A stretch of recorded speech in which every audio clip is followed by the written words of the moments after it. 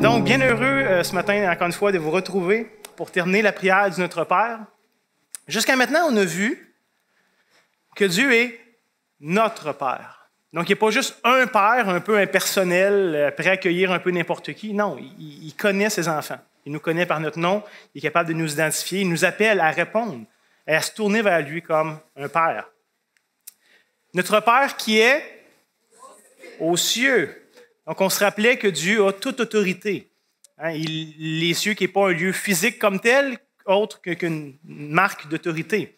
Notre Père qui est aux cieux, que ton soit sanctifié. Exactement. Parce que Dieu n'est pas n'importe qui. On se rappelait qu'il est séparé de tout le reste de la création. Il n'est pas juste un peu meilleur que ce qu'on peut comprendre ou connaître. Il est complètement différent.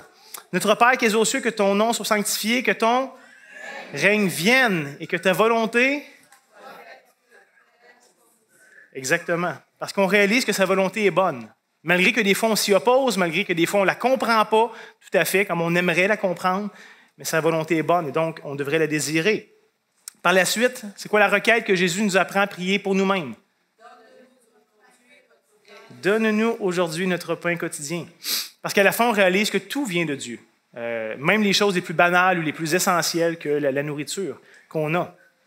Après ça, pardonne-nous comme pardonnons aussi à ceux qui nous ont offensés. On réalise que notre plus grand besoin devant Dieu, ce n'est pas la nourriture, mais c'est de pardonner de lui, d'être en relation avec lui, de renouer, d'être réconcilié avec lui. Hier, on a vu, ne nous soumets pas à la tentation, mais délivre-nous du mal. Hey, vous êtes bons, parce que finalement, on réalise qu'on est faible et qu'on est facilement tenté par toutes sortes de choses de ce monde, même des fois les bonnes choses. Et c'est ça le drame de nos vies. Et finalement, ce matin, on regarde « Car c'est à toi qu'appartient pour les siècles des siècles et la gloire. » Exactement. Et j'aimerais premièrement attirer votre attention ce matin sur le premier mot de cette nouvelle requête de Jésus. Ce mot est « car » ou « parce que ». Pourquoi est-ce qu'on se tournerait vers Dieu, notre Père, pour demander toutes ces choses-là? Car c'est lui qui possède parfaitement le règne, la puissance et la gloire. Mais c'est merveilleux de se tourner vers quelqu'un qui est capable comme ça. C'est pas n'importe qui, notre Dieu. Dieu n'a pas juste l'autorité, mais il a aussi la puissance nécessaire pour répondre et agir selon ce qu'on lui demande. Et ça, c'est une bonne nouvelle. Ça devrait nous encourager. Ça ne servirait à rien de prier à un Dieu qui voudrait, mais qui ne serait pas capable. Il nous dit non.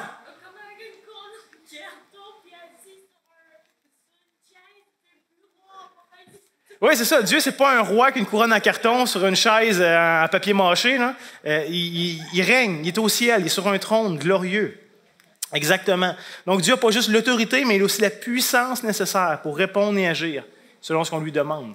Donc, ça devrait nous encourager à rechercher les choses que le Seigneur Jésus nous apprend ici dans cette prière. Par exemple, moi, je pourrais demander à quelqu'un de très riche de m'aider à répondre à mes besoins financiers. Si des fois on a des problèmes, des situations pas faciles, si on connaît quelqu'un de très riche, il pourrait répondre. On pourrait peut-être se tourner vers quelqu'un de très fort pour nous aider avec nos besoins physiques. Peux-tu m'aider à déplacer un meuble? Moi, je voudrais que lui m'aide à déplacer un meuble, ça c'est sûr. Et d'ailleurs, j'aime pas trop prendre des photos de moi, mais là, pour le PowerPoint, on n'avait pas le choix ce matin. Là. Si seulement. Sinon, on pourrait peut-être demander à un médecin de nous soigner. Si on a une blessure ou quelque chose, on peut demander à un médecin. On pourrait demander à des soldats d'élite de venir nous secourir dans des situations périlleuses ou difficiles. Mais, vous voyez, chacun a un champ d'expertise, de compétences ou de possibilités. Mais par exemple, je ne pourrais pas demander à un homme riche, à un homme fort, à un médecin ou à un soldat, je ne pourrais pas leur demander de m'aider à voler. Ce n'est pas dans le champ de compétences. C'est impossible pour eux de m'aider là-dedans. Je ne pourrais pas leur demander d'empêcher une tornade d'arriver. Ils sont impuissants face à ça. Je ne pourrais pas leur demander de m'empêcher de mourir. Ils ne sont pas capables, ils n'ont pas la puissance, ils n'ont pas l'autorité, ils n'ont pas la capacité d'intervenir dans ces différentes situations-là. Mais littéralement, notre Dieu est tout-puissant. Il a le règne, la puissance et la gloire. Et c'est ce qui devrait nous amener à prier avec autant de foi, d'audace, ce Dieu. Donc, c'est vers lui qu'on peut se tourner pour trouver le secours dans nos besoins. Parce qu'il est non seulement intéressé et capable de m'aider, mais c'est lui qui règne et qui possède, comme je disais cette puissance et cette gloire. Donc, c'est tout un encouragement pour nous quand on prie, que Jésus termine sa prière sur cette note-là. Parce qu'on ne prie pas un Dieu qui pourrait nous aider, mais qui ne le désire pas. Ça ne nous serait pas d'une grande utilité. On ne prie pas un Dieu qui voudrait nous aider, mais qui ne le peut pas. Encore une fois, on serait bien mal pris. La Bible nous affirme qu'on a un Dieu tout-puissant, un Dieu infiniment bon, comme on en a parlé cette semaine, un Dieu qui désire et qui a la capacité de le faire. Et même la Bible nous dit de le faire au-delà de tout ce qu'on peut demander ou penser. Vous vous rappelez de ce super texte que Paul écrit en Éphésiens chapitre 3, le verset 20 et 21. Il nous dit « Or à celui qui peut faire, par la puissance qui agit en nous, infiniment, pas un peu plus, infiniment plus, au-delà de tout ce que nous demandons ou pensons. » Donc, à lui soit la gloire dans l'Église et en Jésus-Christ, dans toutes les générations, au siècle des siècles. Amen. On a un Dieu qui peut faire infiniment au-delà de ce qu'on peut demander ou penser. Quel encouragement à prier. Souvent, on perd de vue que Dieu est là, qu'il est disposé, disponible et capable de répondre. Ceci étant dit, j'aimerais nous faire réfléchir à ce qu'on demande lorsqu'on prie. Habituellement, quand est-ce que vous priez? Quand est-ce qu'on prie en général dans nos vies? Y a-t-il des moments? Quand on est dans le besoin, effectivement. C'est une bonne raison pour prier. Quand d'autre est-ce qu'on prie? Pendant les soupers? Pas les dîners, juste les soupers. Non, avant de manger, effectivement.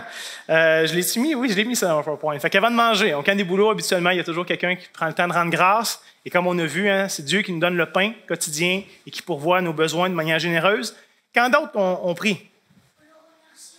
Pour le remercier. Oui, quand Dieu est bon envers nous, qu'on est capable de constater sa grâce, on le remercie. C'est une très bonne réponse. Quand d'autres? Quand on part en voyage, qu'on est en détresse. Et c'est ça, il y a mille et une raisons, mille et une occasions pour nous qu'on a de prier Dieu. Des fois, c'est quand on se lève le matin. On a une grosse journée, on a des soucis, on remet notre journée à Dieu. D'autres le font le soir, au coucher. Des fois, comme ça l'a été dit, on prie quand ça va mal, on prie aussi quand ça va bien, pour remercier Dieu. On rend grâce à Dieu. Et comme ça a été mentionné, je pense, par Andrew, le plus souvent, c'est pour demander des choses. On a toutes sortes de besoins, toutes sortes de situations. On l'a fait ce matin. Le camp des besoins, qu'est-ce qu'on fait? On travaille fort pour essayer de répondre aux besoins? Oui, un peu. Mais à la fin, on remet ces besoins-là à Dieu, puis on s'attend à lui pour répondre à ces besoins. Mais les enfants, savez-vous qu'il y a des choses pour lesquelles le Seigneur nous demande clairement de prier? Au-delà de nos besoins et de toutes sortes de choses, la Bible nous dit des éléments précis de ce pourquoi prier. Pouvez-vous me donner des exemples? Qu'est-ce que la Bible nous enseigne à prier? Pas facile, hein? Est-ce que quelqu'un pense à au moins un élément que la Bible nous enseigne qu'on devrait prier comme chrétien? Jeune ou moins jeune? Qu'est-ce que la Bible nous commande? Oui! Oups, ça, j'avais oublié ça. Pour nos autorités. Là, ici, je donne deux visages qui sont bien connus, mais il y a plus que ça dans les autorités. Là, on parle de fédéral, provincial, nos autorités municipales, les juges, la police, les commissions scolaires, tous ceux qui sont en autorité, qui ont un pouvoir de prendre des décisions qui vont nous affecter, nous et nos enfants. Prier pour nos autorités, très bien. Quoi d'autre? Les uns pour les autres. Pour ceux qui sont persécutés, oui. Quoi d'autre? Pour les pasteurs, oui, de prier pour les dirigeants dans ce sens-là. Quoi d'autre? J'entends des réponses. Pour les malades, prier pour les malades. Quoi d'autre? Oui, pour les ouvriers dans la moisson. Donc, ici, on avait pour nos ennemis. C'est pas facile, mais le Seigneur nous demande de prier pour ceux qui nous persécutent, comme ça a été dit, pour nos ennemis. De prier pour que son règne vienne et qu'on puisse être fidèle jusqu'au jour de son retour, qu'on puisse marcher d'une manière qui lui est agréable. Comme ça a été dit ici, pour que Dieu envoie des ouvriers dans la moisson. Jésus enseigne ses disciples à prier pour ces choses. Et par exemple aussi qu'on puisse croire dans une meilleure connaissance de Dieu, que notre intelligence soit renouvelée, qu'on puisse apprendre à vivre d'une manière qui lui soit agréable. Et comme j'en avais dit plein d'autres, et sûrement qu'on en a oublié et qu'on en a manqué, la Bible nous enseigne à prier pour toutes ces différentes choses-là. Sinon, par exemple, il y a des choses que Dieu nous promet qu'on devrait rechercher. Et que si on les recherche intentionnellement, il va répondre. Et on pourrait encore une fois donner plein d'exemples.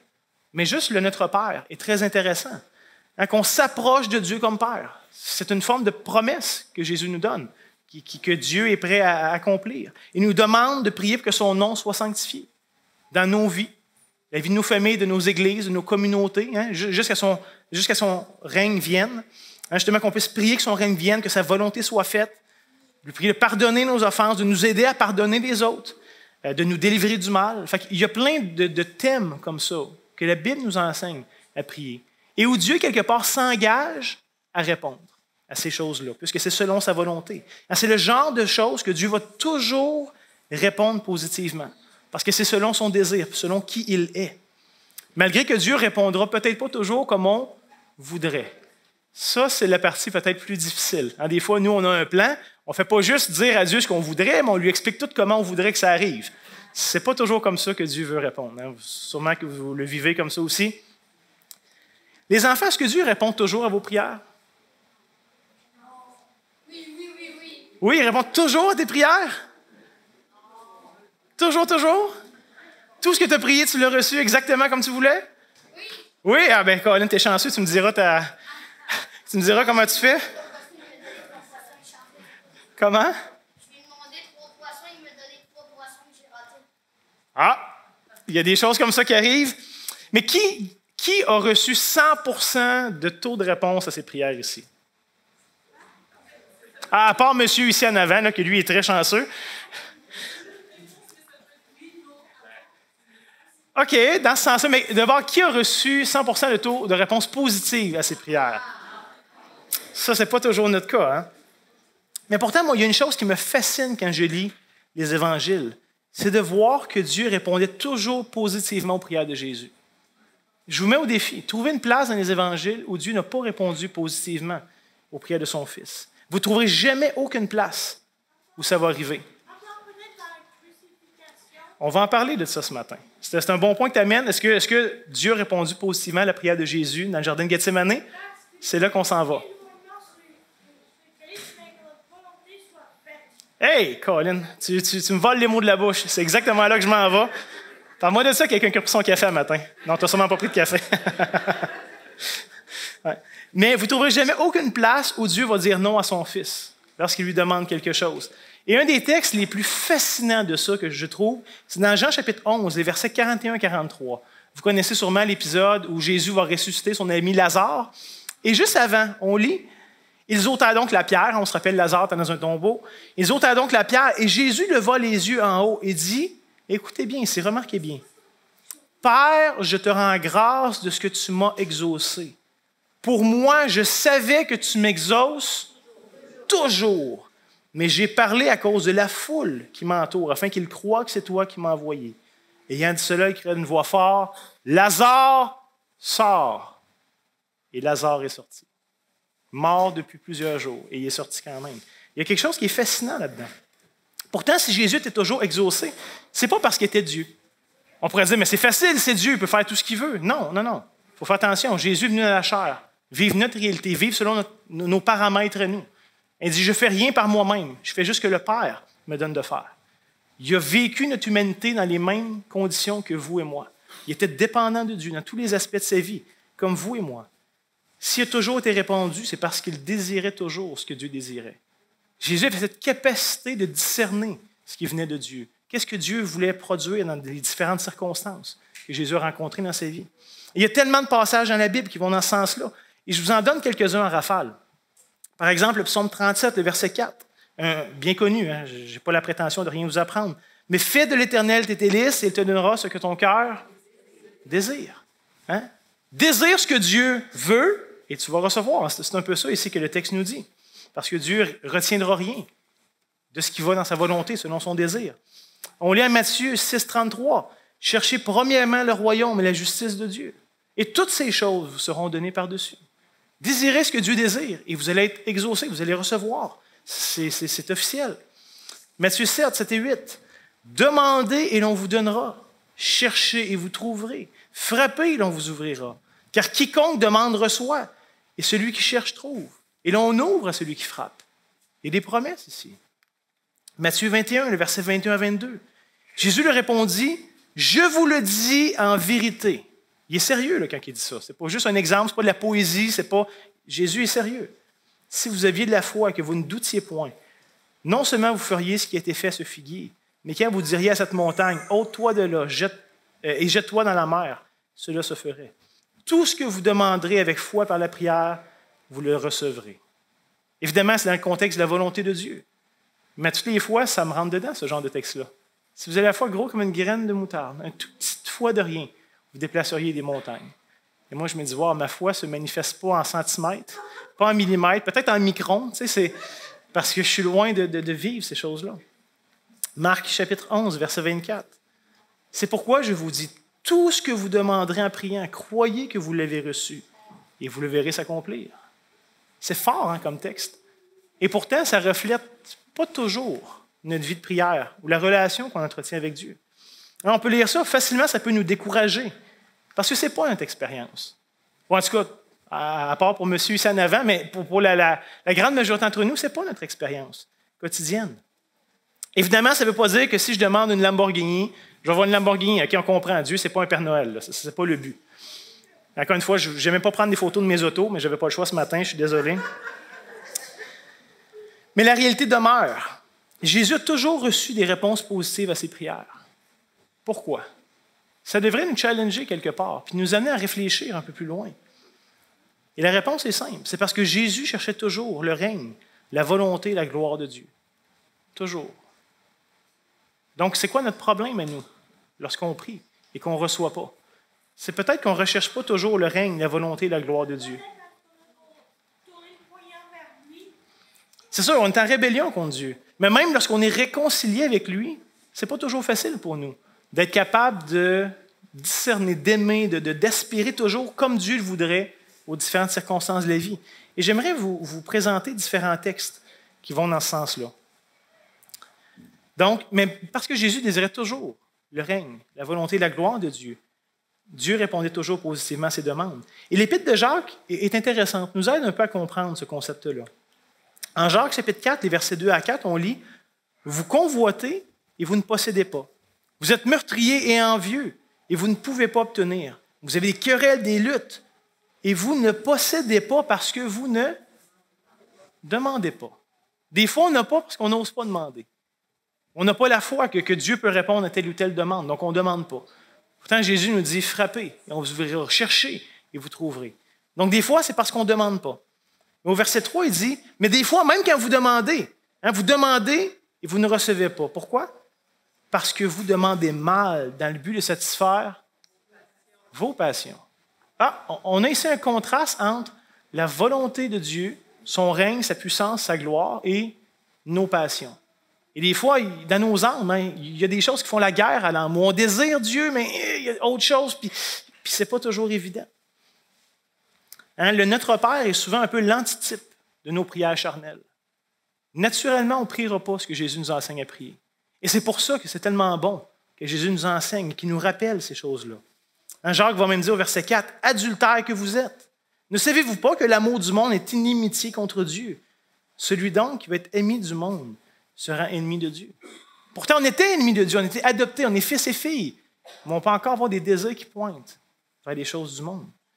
Et la réalité, c'est qu'on ne peut pas manipuler Dieu. On ne peut pas avancer nos petits royaumes en utilisant Dieu à le faire. Dieu n'est pas intéressé à avancer nos royaumes. Il est intéressé à avancer le sien. En pensez même à ce super texte que Paul écrit aux Colossiens, chapitre 3, versets 1 à 5, qui est une exhortation aussi pour les chrétiens. Paul nous rappelle, si donc vous êtes ressuscités avec Christ, cherchez les choses d'en haut, où Christ est assis à la droite de Dieu. Affectionnez-vous aux choses d'en haut, et non à celles qui sont sur la terre. Il y a un changement de vision, un changement de cœur, un changement de priorité qu'il y a dans nos vies. Car vous êtes morts et votre vie est cachée avec Christ en Dieu. Quand Christ, votre vie paraîtra, alors vous paraîtrez aussi avec lui dans la gloire. Et Paul termine cette section avec une exhortation. Faites donc mourir les membres qui sont sur la terre. Et ici, c'est une image, on comprend, là. Il va nous dire, c'est quoi ces choses-là qui nous retiennent ici? L'impudicité, l'impureté, les passions, les mauvais désirs, la cupidité, qui est une idolâtrie. Finalement, faites-vous mourir ce qui est de vous-même. C'était une des exhortations que Jésus donnait à ses disciples. Vous voulez me suivre? Mourrez à vous-même. Prenez votre croix, suivez-moi. C'était l'appel que Jésus faisait à ceux qui voulaient le suivre. Et donc, c'est un appel qu'on est appelé à renouveler dans nos vies. On ne peut pas juste dire, c'est fait. J'ai fait ça, là, 10 ans, 15 ans, 20 ans. C'est quelque chose qu'on est appelé à continuer à faire, meurtrir notre chair pour vivre pour Dieu. Et vous le savez, Dieu ne nous donnera pas tout ce que notre cœur désire. Pas parce qu'il n'est pas bon. Au contraire, parce qu'il nous aime trop pour ça. Nous, des fois, on peut désirer de bonnes choses, mais dans une mesure, dans une perspective qui serait malsaine, qui peut-être même nous détruirait. Par exemple, les enfants, si vous voyez ça, une grosse chaudière remplie de jujubes, wow, partez. Et là, vos parents vous disent, non, non, non, on ne mange pas tout ça à soir. Et on va en prendre une poignée, puis le reste, on le gardera pour plus tard. Et là, les parents, qu'est-ce que vos enfants répondent là-dedans? Ah, c'est pas juste, tu m'aimes pas. Ah, c'est pas, ça marche pas. Pourquoi? Tu comprends pas? C'est tellement bon. Et comme parents, on dit non, c'est parce que je t'aime trop. J'ai pas le goût que tu sois diabétique demain matin. J'ai pas le goût que tu vomisses dans 15 minutes toute cette chaudière-là que tu vas avoir mangé. Ça va mal finir, on le sait. Mais comme enfant, des fois, on ne voit pas toujours la portée de ça. On ne voit pas toujours la finalité de ça. Et Dieu, un peu de cette même manière, dans sa sagesse, va nous donner ce qu'on a besoin, parce qu'il est un bon Père. Et nous, comme ses enfants, on est des fois un peu aveuglés. On ne comprend pas tout, on ne voit pas tout, on ne comprend pas. Et Dieu, lui, sait ce qui est bon pour nous.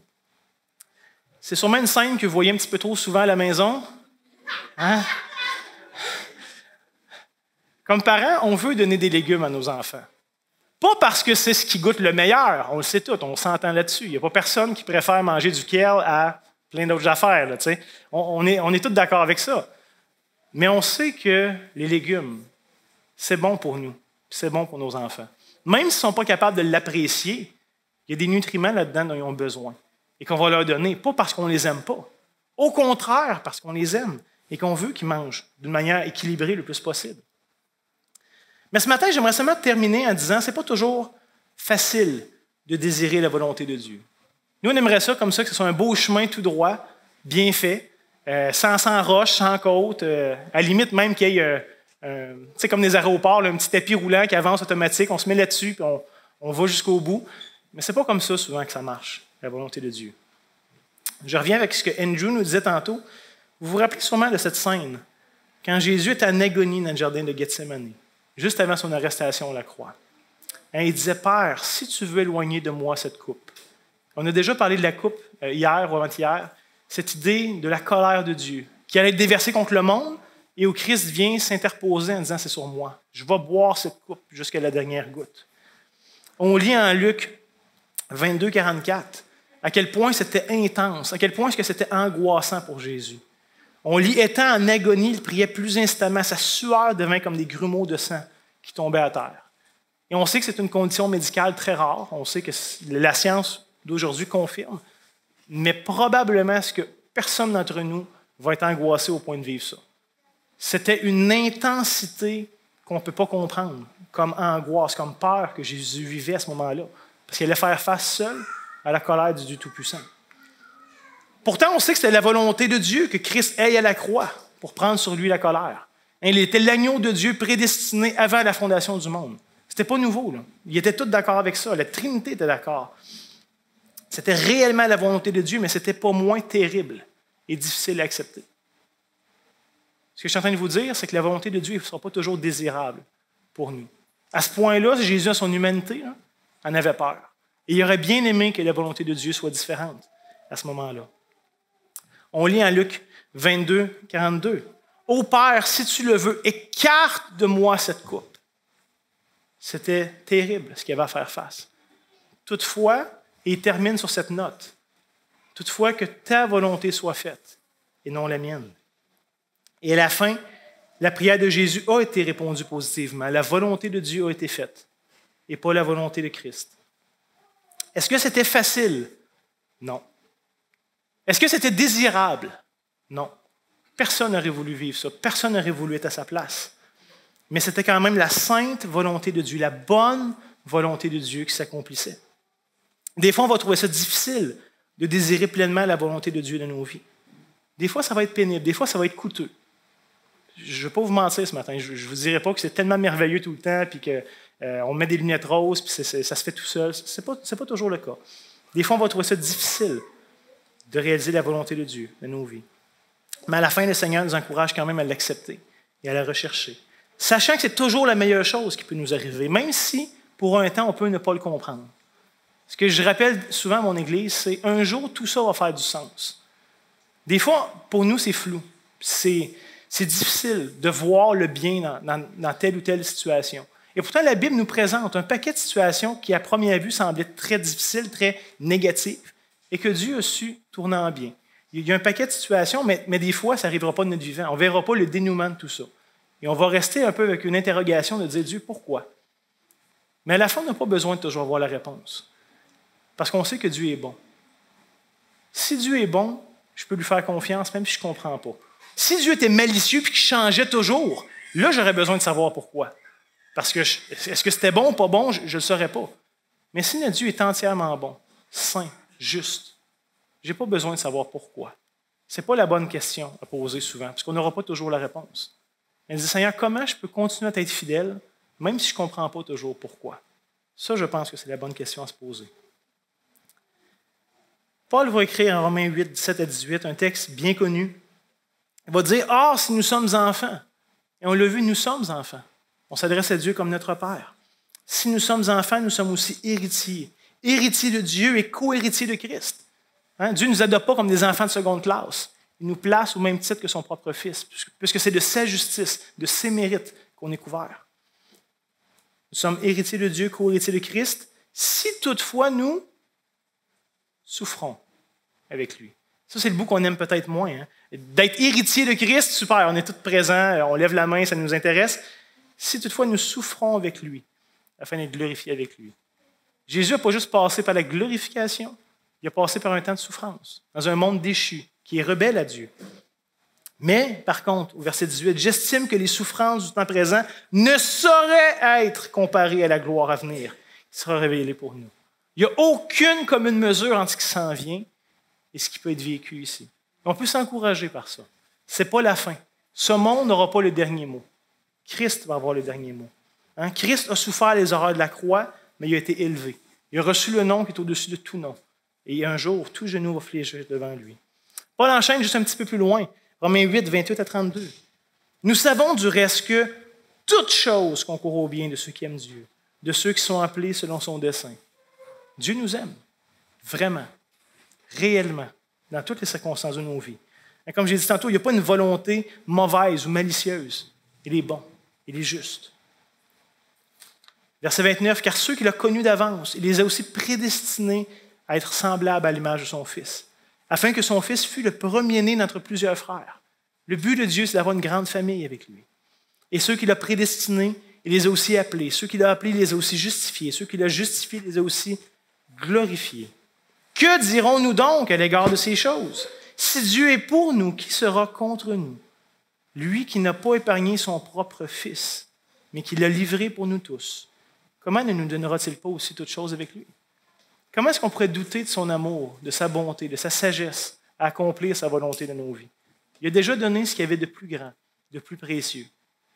Il va tout donner par la suite. C'est une hyperbole, c'est une figure de style où Paul essaie de nous faire comprendre, écoutez, Dieu a déjà tout donné. Imaginez un milliardaire qui voulait avec sa fortune, mais qui garderait 25 cents. Tu te dis, mais pourquoi? Pourquoi est-ce qu'il garderait 25 cents s'il a donné des milliards? Ça ne ferait aucun sens. Dieu a déjà donné tout ce qu'il y avait de précieux. Le reste va venir. C'est une certitude, c'est une fatalité. Mes chers amis, à la fin, n'oublions pas, on est des voyageurs, des étrangers sur la terre. Notre vraie maison n'est pas ici. Notre vrai trésor n'est pas ici. Il y a des bonnes choses sur cette terre. Il y a des excellentes choses qu'on peut profiter, qui sont là pour notre bien. Mais à la fin, qu'on ne s'attache pas trop à ces choses-là. C'est ce que le Seigneur Jésus essaie de nous apprendre par la conclusion de sa prière. Hein, l'apôtre Pierre nous écrit, « Bien-aimés, je vous exhorte comme des étrangers et voyageurs sur la terre, à vous abstenir des convoitises charnelles qui font la guerre à l'âme. » Rien dans cet univers devrait être en compétition avec la bonne volonté de Dieu pour nous. Même s'il y a des bonnes choses, mais la volonté de Dieu est encore meilleure, beaucoup plus grande. Hein, et je sais que c'est difficile pour nous, mais Jésus nous apprend à demander à Dieu, d'apprécier sa volonté. Et cette idée d'être voyageur sur la terre, des fois je rappelle à mon église, je dis, imaginez vous allez en Europe, le voyage de votre vie, vous avez un bon temps, et vous voyez le set de salon que vous avez toujours rêvé d'avoir. Vous avez cherché partout, vous n'en avez pas trouvé. Il l'a à Paris, où est-ce que vous êtes en train de visiter. Vous faites quoi? Puis là, en plus, c'est à rabais, la grosse affaire. Est-ce que vous l'achetez? Mais non, mais vous êtes là pour un temps. Vous retournez chez vous après. Ça ne sert à rien de l'acheter à Paris, d'amener ça à votre chambre d'hôtel. Vous êtes obligé de le laisser là. Vous ne pourrez pas l'amener avec vous. C'est impossible. C'est un peu notre réalité. Il y a plein de bonnes choses, mais à la fin, que nos cœurs ne soient pas trop attachés à ces choses-là. On s'en va chez nous. On ne pourra pas amener ces choses-là avec nous. Donc, soyons prêts ici à accepter la volonté de Dieu, sachant qu'il est bon, qu'il nous aime, qu'il ne se trompe pas, qu'il ne fait pas d'erreur, que sa volonté est parfaite. Faisons-lui confiance, frères et sœurs, même quand on ne comprend pas tout. Quand j'ai dit à la fin, Dieu n'a pas de compte à nous rendre. Il n'est pas obligé de nous expliquer toujours pourquoi. Des fois, il le fait, puis ça nous rassure. Des fois, il ne le fera pas. C'est correct comme ça. Rappelons-nous, comme Paul nous dit, que Dieu a donné son cher Fils, son Fils unique, pour qu'on soit réconcilié avec lui. Donc, il sait ce qu'il fait. Il nous prépare une place avec lui. Il nous fait des promesses. Il ne nous laisse pas dans le flou. On ne fait pas juste dire « je suis sauvé », mais je ne sais pas c'est quoi la fin du plan. Je ne sais pas qu'est-ce que Dieu fait avec ça, où est-ce que ça s'en va. Il nous dit tout. On n'a pas tout goûté encore ces promesses. On attend les quelques dernières qui restent à se compléter. Mais Dieu ne nous laisse pas dans le flou. Hein? C'est à Dieu qu'appartient le règne, la puissance et la gloire, et pour tous les siècles. Et ça devrait donc nous amener à espérer en lui, à le prier avec foi et avec assurance. Amen. Hier, j'avais demandé à 2 papas de pouvoir prier. J'ai demandé aussi à 2 mamans hier soir de pouvoir prier. Est-ce que je peux oser pousser ma loque en demandant à 2 enfants ou à 2 ados de prier à voix haute pour nous, qu'on puisse apprendre à désirer, à discerner la volonté de Dieu dans nos vies? Et ça peut être une prière toute simple, les enfants. Soyez pas gênés. Est-ce qu'il y a 2 braves qui aimeraient pouvoir prier? On a Andrew, ici un autre. Merci, ma grande. Je ne me rappelle pas de ton nom. Romy, c'est ça. Donc, si vous pouviez prier pour nous, on apprécierait. Priez fort pour que les autres puissent apprécier vos prières, s'il vous plaît.